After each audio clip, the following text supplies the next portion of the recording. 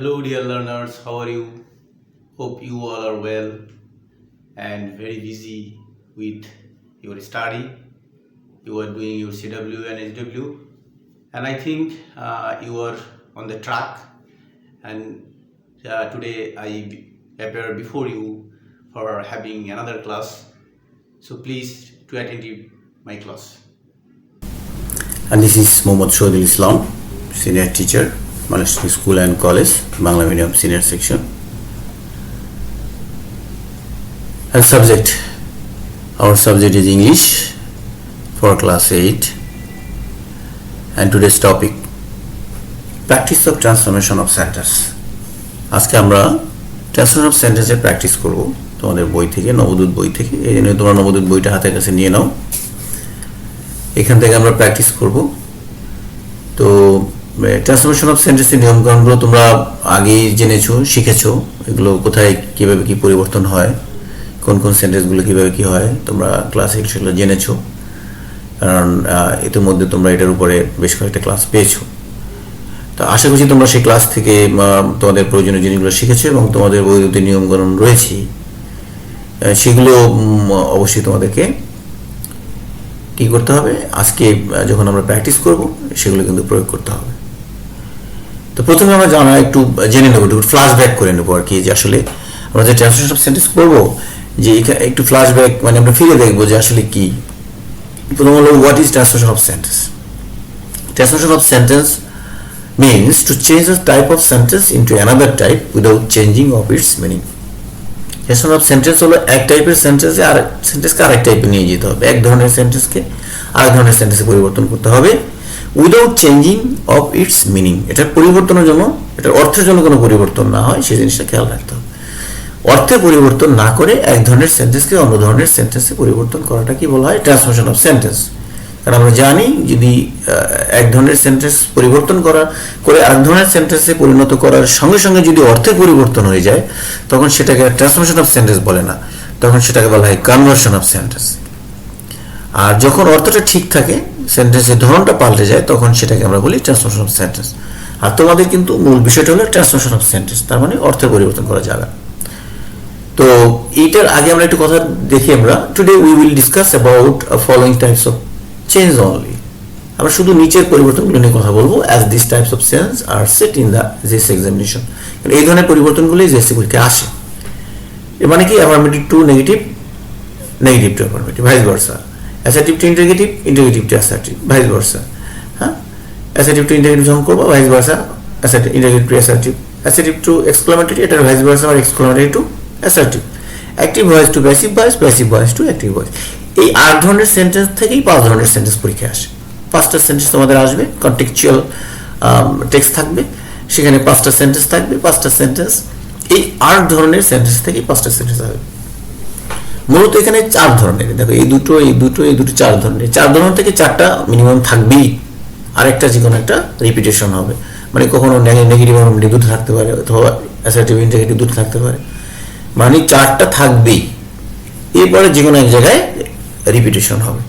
তো এই বিষয়গুলো নিয়ে আমরা আজকে কথা বলবো, অন্য বিষয়। এছাড়াও আর একটা সেন্টেন্স রয়েছে, আমরা করেছি তোমাদেরকে ক্লাসে, সেটা হলো assertive two imperative sentence. Assertive two imperative sentence, imperative two assertive আমরা করেছি। তা আজকে আমরা যে এক্সারসাইজগুলো করবো সেগুলোর ভিতরের মধ্যে এটা নাই, এবং বোর্ড পরীক্ষা আমরা জানি যে এই যেখান থেকে প্র্যাকটিস করবো নবদূত বইয়ের সেই প্রথম পৃষ্ঠাটা, সেই প্রথম পৃষ্ঠা, সেখানে কিন্তু সব এই যে বোর্ড কোশ্চেন যেগুলো বোর্ডে আসছে, বিশেষত 2019 এবং 2018 সালে আসছে, সেগুলো থেকে, এবং সেগুলোর মধ্যে আমরা এই সেন্টেন্সগুলোই খুঁজে পাই, এবং সিলেবাসও তাই আছে। আমরা অতিরিক্ত ওইটা পড়াই আর কি, সেটাও তোমরা রাখবে। তো আজকে আমরা শুধু এগুলো নিয়ে কথা বলি, এগুলোই পরীক্ষায় আসবে। তাহলে কি বললাম, যে এই 4 ধরনের সেন্টেন্স থেকে 5টা সেন্টেন্স আসে, তার মানে কোনটা ডাবল হয়, মানে 8 ধরনের, 8টা থেকে 5টা সেন্টেন্স সেট করা হবে। তো সেখানে আমরা যদি এটা করতে যাই, তাহলে সেখানে কি করতে হবে? প্রথমত যেটা যে আমাদেরকে মনে রাখতে হবে, যে 2 পয়েন্টস টু রিমেম্বার, 2টা পয়েন্ট আমাদেরকে মনে রাখতে হবে। Number 1 point, change the type of sentence but not the meaning. আমাদের সেন্টেন্সের টাইপ পরিবর্তন, change the type of sentence, সেন্টেন্সের টাইপ পরিবর্তন করো, নট দ্য মিনিং, অর্থ পরিবর্তন করো না। যেটা আমরা আগেই বলেছি, অর্থ পরিবর্তন করা যাবে না, মাথায় রাখবে। সেন্টেন্সের টাইপ পরিবর্তন করা যাবে, অর্থ পরিবর্তন যাতে না হয়, এই জিনিসটা খেয়াল রাখতে হবে।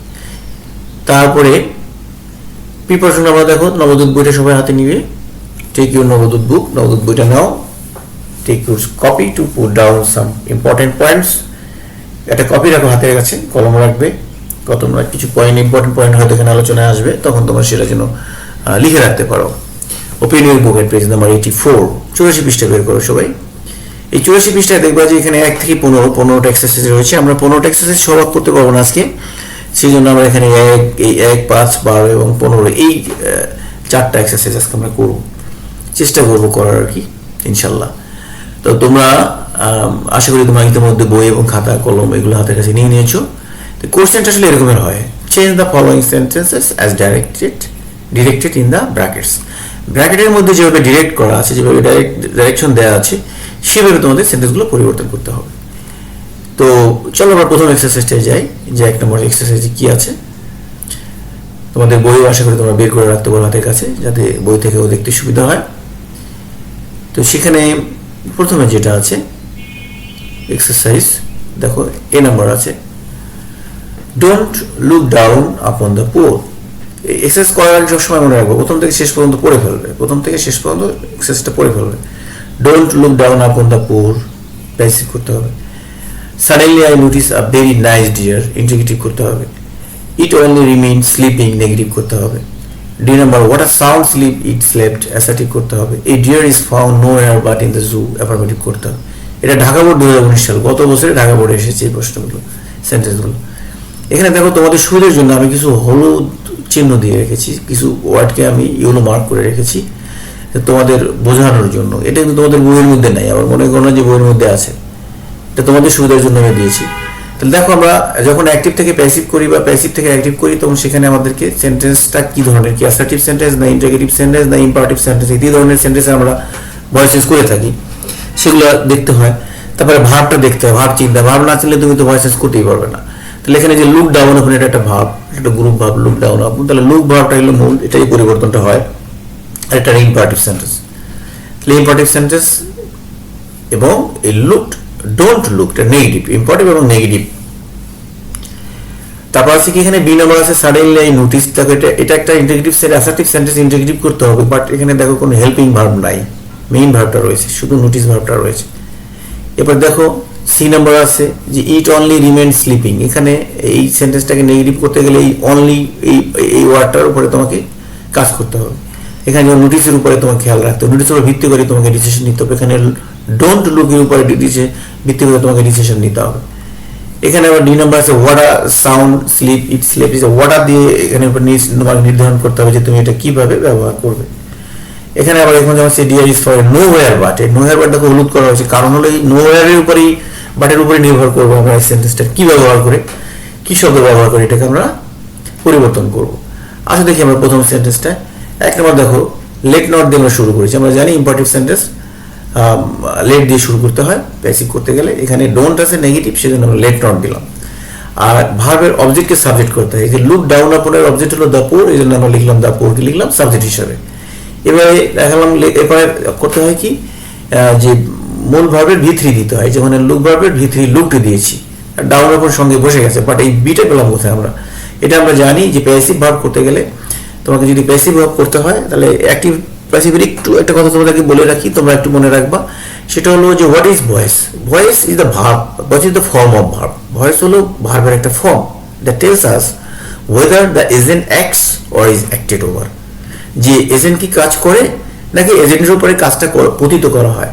এখানে এজেন্ট বলতে সাবজেক্টকে বোঝানো হয়েছে। যেমন দ্য পুর, এই পুর কি লুক ডাউন কাজটা করে না, কিন্তু যখন পুর মানে সাবজেক্ট যখন নিজে কাজ করে তখন সেটাকে বলে অ্যাক্টিভ, আর যখন সাবজেক্টের উপরে কাজটাকে আরোপিত করা হয় তখন সেটাকে বলা প্যাসিভ। এই সাবজেক্টটাকে আমরা এজেন্ট বলছি।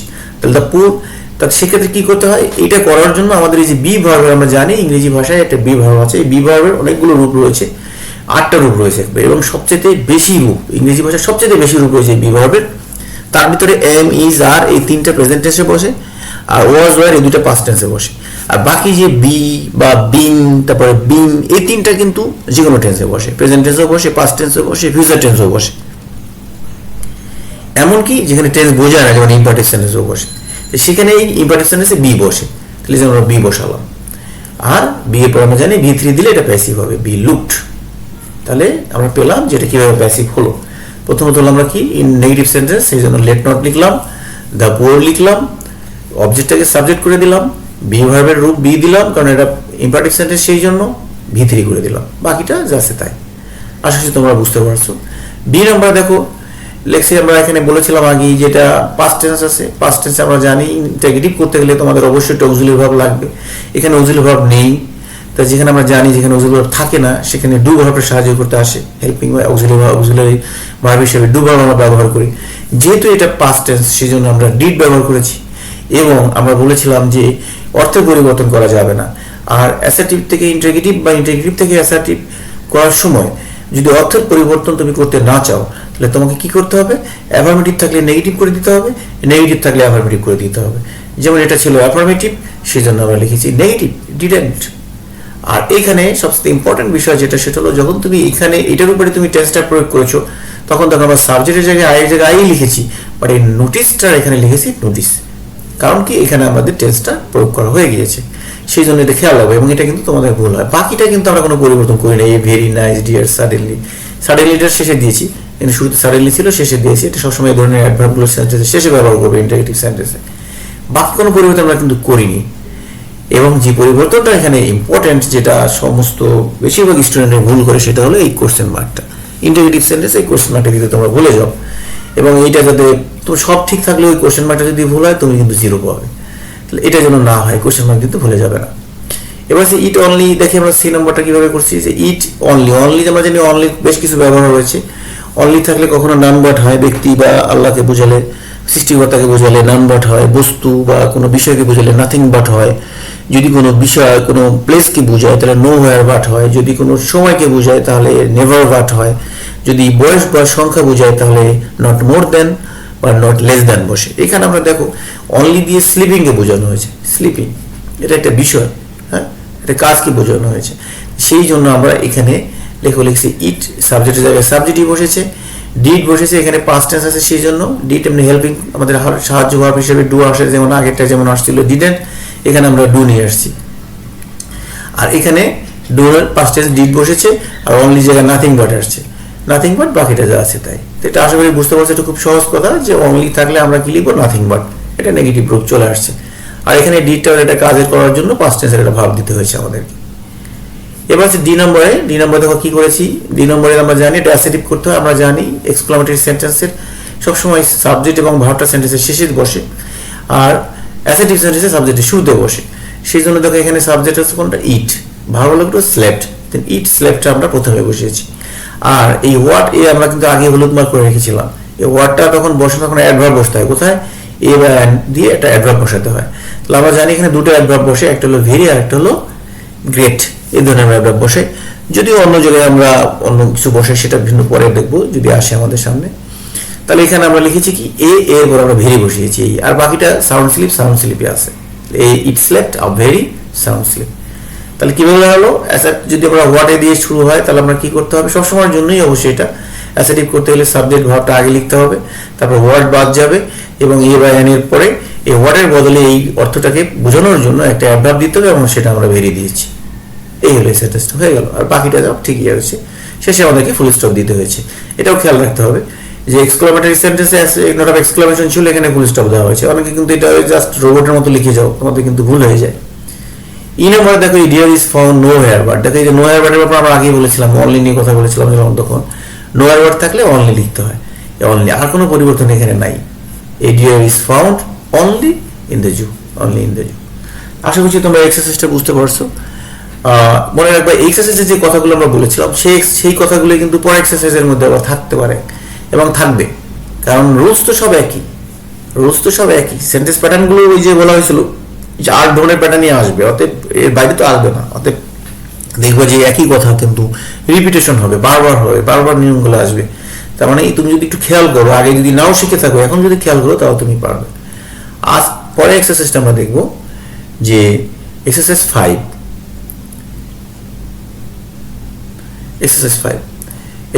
কি আছে দেখো, who does not know the name of Haji Muhammad Mohsin? He was unmarried, he was born in Hooghly, he is respected everywhere, I wish I were Haji Mohammad Mohsin. এখানে দেখো এগুলো, এটা যশোর 2019 সাল আসছে। তো এখানে আমরা আজকে এটার ব্যাপারে বেশি কথা না বলে আমরা চলে যাবো সরাসরি এক্সারসাইজে, দেখি উত্তর কি আছে। দেখো কিভাবে আমরা করতে পারি। দেখুন বলা হচ্ছে to whom is the name of Haji Mohammad Mohsin not known. কেন হলো এটা? এই যে আমরা জানি হু থাকলে কি হয়, বাই হুম। হু থাকলে আমরা জেনে যে বাই হুম, কিন্তু দেখেন আমরা এখানে টু হুম লিখলাম। কেন টু হুম লিখলাম? বাই হুমের জায়গায় আমরা টু হুম লিখলাম কেন? আসলে বাই হুম ফিক্সড না, এটা নির্ভর করে এই ভার্বের উপরে। দেখো এখানে নো আছে, এই নো ভার্বটা দেখুন নোন হয়ে গেছে। যে নোন ভার্বের পর আমরা জানি যে নোন ভার্বটার প্রিপোজিশনটা এখানে, এটা কিন্তু এই প্রিপোজিশনটা কিন্তু সরে আসছে এখান থেকে। হ্যাঁ, ডিটেল এই প্রিপোজিশনটা এখান থেকে চলে আসছে, এটা শেষে হওয়ার কথা ছিল। তো হুমটার এখানে আসার কারণে প্রথমে চলে আসছে। তাহলে এই জন্য আমরা যদি বলি যে হু থাকলে বাই হুম হয়, হ্যাঁ এটা সাধারণভাবে মনে রাখার জন্য এটা ভালো কথা। কিন্তু তোমাকে মনে রাখতে হবে যে এরকম ভাব থাকে, যেমন নো যদি থাকে আর নোন থাকে তখন সেখানে আর বাই হয় না, তখন টু হয়। তাহলে হুয়ের জায়গায় কি হবে? টু হুম। হুয়ের জায়গায় আমরা লিখলাম কি? টু হুম। এবং এখানে ডাজ নট দিয়ে এটা প্রেজেন্ট ইনডিফিনিট টেন্স হয়েছে। ওই যে বলছিলাম ভয়েস চেঞ্জ করতে গেলে সেটা তোমাকে যেটা করতে হয় সেটা কি করতে হবে, যে বি ভার্বের রূপ দিতে হবে। এই যে বি ভার্বের ইজ রূপ দিলাম প্রেজেন্ট টেন্স, সেজন্য আমরা ইজ দিলাম। এবং এখানে কিন্তু এই যে সাবজেক্টটা ছিল কি, এখানে অবজেক্টটা ছিল নো এর অবজেক্ট ছিল the name of Haji Mohammad Mohsin. কারণ কি, আমি আবার বলছি মনে রাখো ভালো করে, তুমি যখন এই ভয়েস চেঞ্জ করতে যাওয়া অবশ্যই তোমাকে প্রথমে ভার্ব খুঁজে বের করতে হবে। এখানে ভার্বটা হলো হু, এটা সাবজেক্ট ছিল বাই হুম, আর অবজেক্ট ছিল the name of Haji Mohammad Mohsin. তাহলে আমরা এখানে এটা ব্যতিক্রম নিয়ম, সেই জন্য আমরা যে হুয়ের জায়গায় বাই হুম লিখতে হয়, কিন্তু এখানে নো থাকার কারণে আমরা লিখছি টু হুম। এবং আমরা জানি যে এই V3 এর আগে বি ভার্বের রূপ দিতে হয়। তাহলে নো ভার্বের V3 এই যে নোন, কিন্তু আমাদের বি ভার্বের রূপ এখানে প্রেজেন্টেন্স অনুযায়ী ইজ আসছে। আমরা বলছিলাম কিন্তু এম ইজ আর এই তিনটা রূপ বি ভার্বের প্রেজেন্টেন্সে বসে। তাহলে এখানে এবং এখানে যে the name of Haji Mohammad Mohsin, এটা সাবজেক্ট হিসেবে বলছে the name of Haji Mohammad Mohsin. তাহলে to whom is the name of Haji Mohammad Mohsin, হ্যাঁ, নট নোন। নটের জায়গায় নট বসেছে, নোনের জায়গায় নোন বসেছে। আশা করছি তোমরা এটা বুঝতে পারছো যে এটা কিভাবে হলো। যারা এটা নিয়ম কানুনগুলো জেনেছো তারা কিন্তু এটা পারো, আর যারা জানো না তারা কিন্তু পারবে না। তারপর আছে B number, he was unmarried. তাহলে হি ওয়াজ আনমেরিড, এখানে দেখো আমরা এই ওয়াজটাকে নেগেটিভ করতে বলছে, ওয়াজ নট করে দিয়েছি, ওয়াজের পরে নট দিয়েছি, আর মেরিডের উল্টো শব্দ দিয়েছি আনমেরিড। কারণ আমরা জানি যদি অক্সিলারি ভার্বযুক্ত সেন্টেন্স থাকে তাহলে সেখানে তারপর আমরা নট বসাবো এবং পরবর্তী ভার্বটার বিপরীত অর্থ ব্যবহার করে এমন শব্দ ব্যবহার করবো। যেমন আনমেরিড ছিল, এটা মেরিড হয়ে গেছে। তাহলে he was married, he was not unmarried. আমরা এবার দেখো C number, he was born in Hooghly. এটাকে ইন্টিগ্রেটিভ করতে বলা হয়েছে। আমরা আগেই কথা বলেছিলাম যে ইন্টিগ্রেটিভ করতে গেলে প্রথমেই দেখবে হেল্পিং ভার্ব আছে কিনা। দেখো এখানে এই যে বি ভার্বটা, এটা বি ভার্ব হিসেবে বসেছে, বাট এটা অক্সিলারি ভার্ব হিসেবেও বসে, সেই জন্য আমরা ওয়াজটাকে ওয়াজ এন্ড লিখেছি। ব্যাস, এটা ইন্টিগ্রেটিভ হয়ে গেল, আর কোনো কাজ নাই এখানে। এই ওয়াজটা বি ভার্ব এখানে টু বি ভার্ব হিসেবে বসেছে, বাট আমরা জানি এটা অক্সিলারি ভার্ব হিসেবে বসে, সেই জন্য আমরা এটাকে অক্সিলারি হিসেবে বসিয়েছি, ওয়াজ এন্ড দিয়েছি। আর শেষে কি করলাম, আমরা নোট অফ ইন্টারোগেশন দিলাম। কারণ মনে রাখবা এই ভুলটা কিন্তু বারবার হয়। আমরা আগের বার বলেছিলাম যে note of interrogation, note of exclamation দিতে ভুল হয়ে যায়, ভুলে যাও তোমরা, এটা কিন্তু কাটা যায়। এখানে একটা জিনিস তোমাদেরকে খেয়াল রাখতে হবে যে এই যে যখন তোমরা এটা পরিবর্তন করো তখন কিন্তু তুমি ছোট হাতের বড় হাতের সমস্যা, অনেকে ওয়াজেন্টের পরে হিটার বা দেখা যায় বড় হাতের লেখো, এরকম যেন না হয়, এটাও খেয়াল রাখতে হবে। তারপরে দেখো ডি নাম্বারটা, যে হি is respected everywhere. Is respected, এই দেখো এটা অ্যাক্টিভ কথা বলেছে, ভার্ব হলো ইজ রেসপেক্টেড, এটা প্যাসিভ ভার্ব ইজ রেসপেক্টেড। এই যে বি ভার্ব বসেছে, ভিতরেই বসেছে। তাহলে আমাদের খুঁজে বের করতে হবে এটা সাবজেক্ট এখানে হি। তাহলে আমরা জানি যখন অ্যাক্টিভ করতে হয় তখন এটার প্রশ্ন করতে হয় যে কে রেসপেক্ট করে, সে কে রেসপেক্ট এখানে কিন্তু লেখা নাই। এই প্যাসিভ ভয়েসে এই থেকে অ্যাক্টিভ করতে গেলে এই জিনিসটা অনেক সময় থাকে, যেখানে যে এজেন্ট, যে মানে যে কর্তা, যে কাজ যে করে তার কথা উল্লেখ থাকে না, যেমন এখানে নাই। তাহলে সম্মান কি করে, তাকে সম্মান করা জানি, এটা সমাজের লোকেরা করে, সেই জন্য আমরা লিখছি পিপল। আর ইজ রেসপেক্টেড যে বলেছিলাম, ইজটা বি ভার্বের উপর আসছে প্যাসিভ করার জন্য, এটা ইজটা বাদ গেছে, আর রেসপেক্টেড ভিতরি ছিল, এটার মূল ভার্ব হয়েছে রেসপেক্ট। তাহলে তোমরা আশা করি বুঝতে পারছো যে এখানে ইজ রেসপেক্টেড থেকে কিভাবে রেসপেক্ট হলো, প্রেজেন্ট টেন্স, সেজন্য শুধু বসেছে রেসপেক্ট। আমরা ইজটা বাদ দিয়েছি, এটা প্যাসিভ ভার্ব লেখার সময় লাগে সেই জন্য। আর এখানে পিপল বসিয়েছি কারণ এখানে এই সম্মান কাজটা আসলে লোকেরাই করে। এবং এই ধরনের সেন্টেন্সে কিন্তু তোমাদের এটা মাথায় থাকতে, মানে এটা সেন্টেন্সটা ছিল এরকম, he is respected everywhere by people, by us এরকম, কিন্তু এগুলো লিখতে হয় না, সেই জন্য প্যাসিভ ভয়েস এটা লেখা থাকে না, বাট অ্যাক্টিভে এটা উল্লেখ করে থাকে। যেহেতু তোমার অ্যাক্টিভে একটা এজেন্ট দরকার, তোমার সাবজেক্ট কাজ করতে হবে, সেই জন্য পিপল লেখা হয়েছে। তাহলে পিপল রেসপেক্ট হিম এভরিওয়্যার, এই কথাটা কিভাবে হলো তোমরা বুঝতে পারছো যে পিপল আমরা নিলাম, যে এজেন্ট কাজ করার জন্য এখানে পিপল নিলাম, আর ইজটা বাদ গেল কারণ এটা প্যাসিভ করার জন্য আনা হয়েছিল। আর রেসপেক্টেড ভি3 ছিল, এটা প্রেজেন্ট টেন্স, যেহেতু ইজ দিয়ে বোঝানো হয়েছে প্রেজেন্ট টেন্স, সেজন্য আমরা রেসপেক্ট লিখেছি। আর হি এই যে সাবজেক্ট হিসেবে বসেছে, আমরা জানি এটা আসলে এই ভার্বের অবজেক্ট, সেজন্য আমরা এটা অবজেক্ট করে দিয়েছি হিম। আর এভরিওয়্যার ছিল, এভরিওয়্যার আছে। আশা করছি তোমরা এটা বুঝতে পারছো কিভাবে হলো।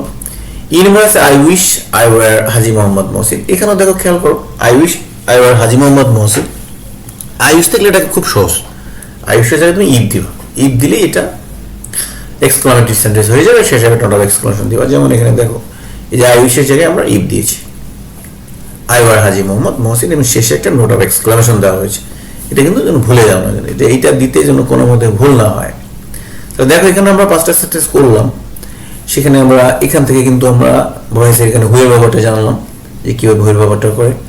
এখানে বি নম্বর ওয়াজ মেরিট আমরা জানি, অক্সিলিয়ারি ভার্বযুক্ত সেন্টেন্স যদি হয় তাহলে নেগেটিভ করতে গেলে নট দিয়ে সেটার বিপরীত শব্দ অর্থ প্রকাশ করে এমন শব্দ দিয়েছি মেরিট।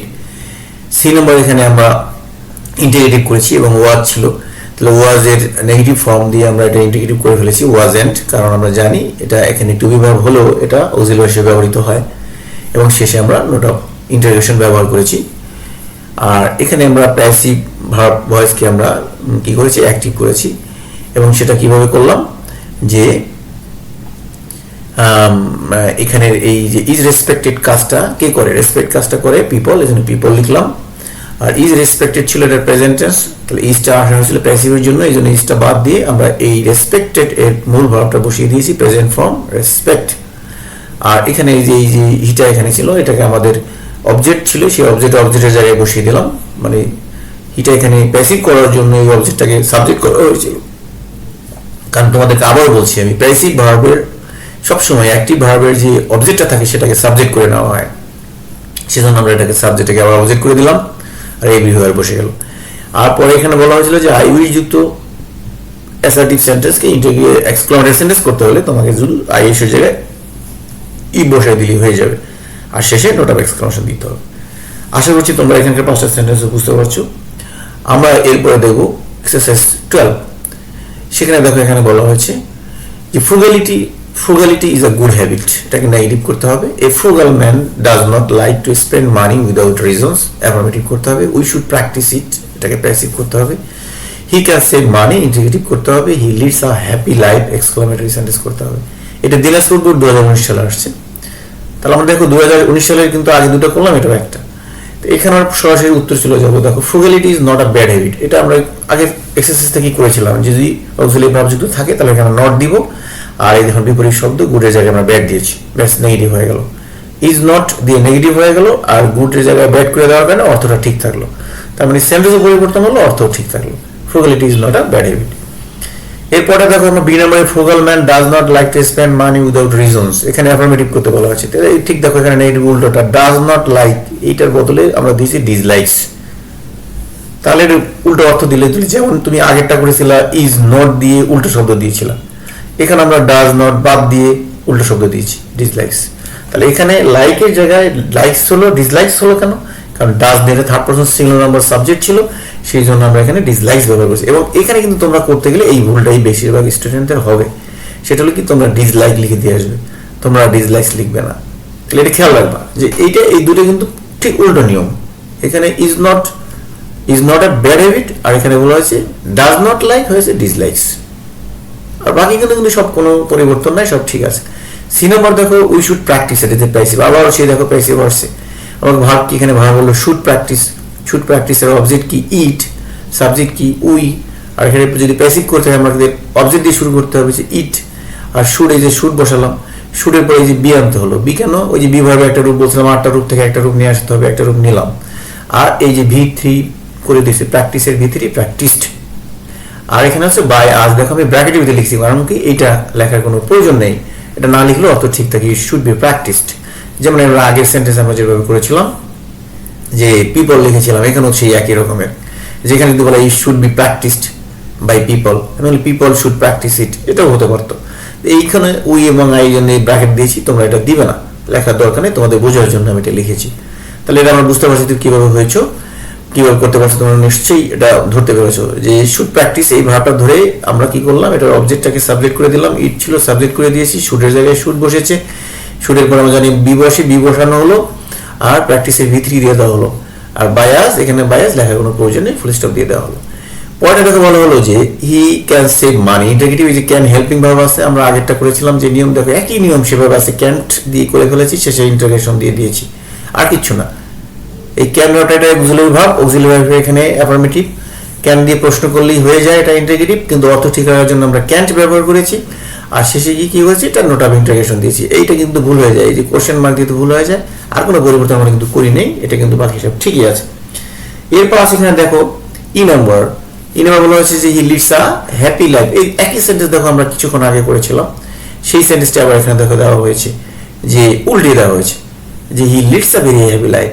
তাহলে এখানে যখন আমরা এভাবে এ যুক্ত থাকবে এ, তখন আমরা হোয়াট দিয়ে শুরু করব, যেমন আগে নিয়মে বলা হয়েছিল হোয়াটার বদল জন্য সাবজেক্ট এবং ভার্ব দিয়ে শুরু করতে, এখানে দেখো সাবজেক্ট ভার্ব দিয়ে শুরু হয়েছে, তাহলে এখানে আমরা হোয়াট দিয়ে করবো, হোয়াট, এই যে হোয়াট, আর এ হ্যাপি লাইফ এখানে লেখা আছে হোয়াট হ্যাপি লাইফ, এর কোনো পরিবর্তন আমরা করি নেই, আর সাবজেক্ট এবং ভার্বটা শেষে দিয়েছি হি লিডস, শেষে হলো ইম্পর্টেন্ট নোট অফ এক্সক্লামেশন, এটার জন্য ভুল না হয়, note of exclamation, note of interrogation, এগুলো জন্য ভুল না হয় খেয়াল রাখবা, তাহলে কিন্তু আফসোস করবো তোমরা। পরেরটা দেখো আমরা এক্সারসাইজ নাম্বার 15, এক্সারসাইজ নাম্বার 15 কি আছে দেখো, যে সেখানে আছে Ruplal lived in a small village, he lived with his family, Ruplal wanted a peaceful life, the village people were very quarrelsome, Ruplal's life was not peaceful in the jungle, Ruplal took only a bag with him। এটা Chittagong board 2019 সালে আসছে, মানে আজকে আমরা যতগুলো exercise করলাম সবগুলোই বিভিন্ন বোর্ডে এসেছে, বিভিন্ন বোর্ডে আসে দেখো, সেইগুলো থেকে আমরা করতেছি এখানে। তো এইখানে দেখো যে Ruplal lived in a small village, এটা কিছু করতে বলা হয়নি, কারণ এটা কোনো নাম্বার নাই, দেখো নাম্বারটা আছে এখানে এ থেকে শুরু হয়েছে। এই ধরনের এই প্যারালাল সেন্টেন্স যেগুলো আছে এগুলোকে কিছু করতে হয় না, এগুলো জাস্ট অর্থ বোঝার জন্য দেওয়া হয়, প্রথম থেকে শেষ করে তুমি যেন অর্থটা বুঝতে পারো। যেমন এখানে হি দেওয়া আসলে হিটা কে রূপলাল, এটা বোঝানোর জন্য এই সেন্টেন্সগুলো দেওয়া হয়। তাহলে এখানে দেখো আমরা সরাসরি চলে যাব, যেমন এখানে এই আগের দেখো যে ইন্টারগেটিভ করতে বলা হয়েছে, এখানে লিভড একদম প্রথম আমরা যে বলেছিলাম, এখানে দেখো পাস্ট ফর্মে একটা ভার্ব দেওয়া আছে, কোনো হেল্পিং ভার্ব নাই, পাস্ট ফর্ম দেওয়ার কারণে আমরা ডিডেন্ট লিখেছি, ডিড দিয়ে দিলেই প্রশ্ন হয়েছে, তো ডিডেন্ট দিলাম আমরা কেন, অর্থ ঠিক রাখার জন্য, এবং লিভের তখন আমরা লিভ লিখলাম, উইথ হিজ ফ্যামিলি শেষে কোশ্চেন মার্ক। এই নিয়মটা মনে হয় আমাদের আর এতবার বলার প্রয়োজন নাই, কারণ আমরা ইতিমধ্যেই এই একই রকমের সেন্টেন্স করেছি। বি নাম্বার দেখো Ruplal wanted a peaceful life, passive করতে হবে, এখানে তো ওয়ান্টেড দেখো হলুদ মার্ক করে দেওয়া হয়েছে, আমরা ইয়েলো মার্ক করেছি। আমি বলেছিলাম যে ভার্বের এখানে অবজেক্ট সাবজেক্ট, রূপলালের সাবজেক্ট হলো রূপলাল, ওয়ান্টেড এর সাবজেক্ট হলো রূপলাল, আর এটার অবজেক্ট হলো এই পিসফুল লাইফ, এটাকে প্যাসিভ করতে হবে। আমরা জানি প্যাসিভ করতে গেলে সবার আগে সাবজেক্ট দিয়ে অবজেক্ট দিয়ে শুরু করতে, এই পিসফুল লাইফ, এই পিসফুল লাইফ, এখানে পাস্ট টেন্স হলো ওয়াজ হয়েছে, আর ওয়ান্টেড ভি3ও ওয়ান্টেডই হয়, তাহলে ওয়ান্টেড হয়েছে। আর বাই রূপলাল এখানে যে কি বলে রূপলাল সাবজেক্ট ছিল, এটাকে নির্দিষ্ট একটা সাবজেক্ট, সেজন্য এটা উল্লেখ করতেই হবে, সেজন্য বাই দেওয়া হলো, বাইয়ের অবজেক্ট হিসাবে, বাই প্রিপোজিশনের অবজেক্ট হিসাবে রূপলাল দেওয়া হলো। তাহলে আমরা কি করলাম, যে প্রথমে ভার্ব খুঁজে বের করলাম, ভার্ব খুঁজে বের করার পরে সেখানে অবজেক্টটাকে সাবজেক্ট করে দিলাম, তারপরে পাস্ট টেন্স অনুযায়ী আমরা ওয়াজ বসালাম, ভি3 দিলাম, এবং রূপলালকে বাই প্রিপোজিশনের অবজেক্ট করে দিলাম, দ্যাট প্যাসিভ হয়ে গেল, এই peaceful life was wanted by Ruplal. তারপরে দেখো the village people were very quarrelsome, খুবই কোয়ালসাম ছিল, এখানে দেখো এক্সক্লামেটরি সেন্টেন্স আসছে, the village people were very quarrelsome, এই যে ভেরি, এখানে কিন্তু এ বাই এন নাই, এ বাই এন থাকলে আমরা হোয়াট দিয়ে শুরু করতাম, যেহেতু এ বাই এন নাই আমরা হাউ দিয়ে শুরু করবো, এবং এইটা বাদ যাবে, ভেরিটা বাদ যাবে, তখন কি লিখবো হাউ কোয়ালসাম, হাউ কোয়ালসাম, হাউ কোয়ালসাম, আর এই প্রথম থেকে শেষ এই অংশটুকু বসিয়ে note of exclamation, the village people war, শেষে নোট অফ এক্সক্লামেশন। বারবার কিন্তু বলছি interrogation, note of interrogation, note of exclamation, এগুলোর জন্য দিতে ভুল না হয়। তাহলে এটা নিশ্চয়ই বুঝতে পারছো যে তোমরা এখানে আমরা এতক্ষণ হোয়াট এ ছিল, এটা হাউ দিয়ে করলাম, এই কারণে যেখানে এ বাই এন নাই সেই জন্য। ডি নাম্বার দেখো Ruplal's life was not peaceful in the jungle, এখানে এই দেখো ওয়াজ নট আছে, ওয়াজ নট বাদ দিয়ে ওয়াজটাকে প্রথমে দিলে এটা ইন্টিগ্রেটিভ হয়ে যাবে, শেষে ইন্টারগেশন দেবে, একদম সোজা, এখানে কোনো রকম কোনো ঝামেলা নেই। যে আমরা আগে শুধু ওয়াজ ছিল, ওয়াজেন্ট দিয়ে শুরু করতে হয়েছিল, এখন এটাকে ইন্টারগেটিভ আছে, নট আছে, অতএব আমাদের নট বাদ শুধু ওয়াজ দিয়ে করলাম, শেষে একটা ইন্টারোগেশন দিয়ে দিলাম, ব্যাস, এখানে আর কিছু করার নাই, হয়ে গেছে interrogative. Was Ruplal's life peaceful in the jungle? E number, Ruplal took only a bag with him. এই যে অনলি ব্যাপারটা আসছে, আবার দেখো অনলি ব্যাপারটা বলেছিলাম, এখানে এই অনলি দিয়ে ব্যাগকে বোঝানো হয়েছে, এই জন্য নাথিং বাট হয়েছে। Ruplal took nothing but a bag with him. তো আশা করছি তোমরা, আমরা যে 4টা এক্সারসাইজ করলাম এটা তোমরা ভালোভাবে বুঝতে পারছো, এবং তোমরা এগুলো আবার বাসায় প্র্যাকটিস করবা। বাসায় তোমাদের জন্য একটা হোমওয়ার্ক দেওয়া হচ্ছে, তোমরা এই, এবং হোমওয়ার্ক নাম্বার 12, এটা কিন্তু অনলাইনে আমরা যে হোমওয়ার্কগুলো দিচ্ছি সেই সিরিয়াল অনুযায়ী, এই ক্লাসটার সিরিয়াল অনুযায়ী হোমওয়ার্কটা হবে নাম্বার 12 নাম্বার হোমওয়ার্ক। এবং এই হোমওয়ার্কের এক্সারসাইজ তোমরা করবে 1 থেকে 15, 1 থেকে 15 তোমরা করবে। এই প্রথম পৃষ্ঠায় আমরা যে 4টা করলাম এই পৃষ্ঠা থেকে এখানে 15টা করে ফেলবা, আর এই এক্সারসাইজ 10 নম্বরটা তোমরা লিখে ফেলবা। তো এই প্র্যাকটিস মনে রাখবা, practice makes a man perfect. তুমি যদি প্র্যাকটিস না করো তুমি এটা শিখতে পারবে না, যতই তুমি নিয়ম কানুন জানো না কেন, প্র্যাকটিস না করলে পারবে না। এবং ভালো করে মনে রাখবা, সাঁতারের নিয়ম তুমি যাই জানো না কেন, তুমি যদি পানিতে না নামো তুমি জীবনে সাঁতার শিখতে পারবে না। তুমি এগুলো প্র্যাকটিস করবে, আজকে লেকচারটা শুনে শুনে যা যা করেছো সেগুলো দিয়ে প্র্যাকটিস করবে। যদি কোনো প্রবলেম হয় তোমরা লেকচারের নিচে কমেন্ট বক্সে কমেন্ট করতে পারো, আদারওয়াইজ তোমাদের টিচারের সাথে যোগাযোগ করতে পারো, আমার সাথেও যোগাযোগ করতে পারো। ইনশাল্লাহ তোমরা সব ধরনের সহযোগিতা পাবে, তবে তোমাদেরকে যেটা করতে হবে প্র্যাকটিস করতে হবে। তো আশা করছি তোমরা ক্লাসটা এনজয় করেছো। আমার সাথে আজকে ক্লাস করার জন্য তোমাদের সবাইকে থ্যাংক ইউ ভেরি মাচ। আশা করছি তোমাদের সাথে আবারও আরেকদিন আরেকটা ক্লাসে আমার সাথে দেখা হবে। সে পর্যন্ত তোমরা সবাই ভালো থাকবে, সুস্থ থাকবে। Good bye.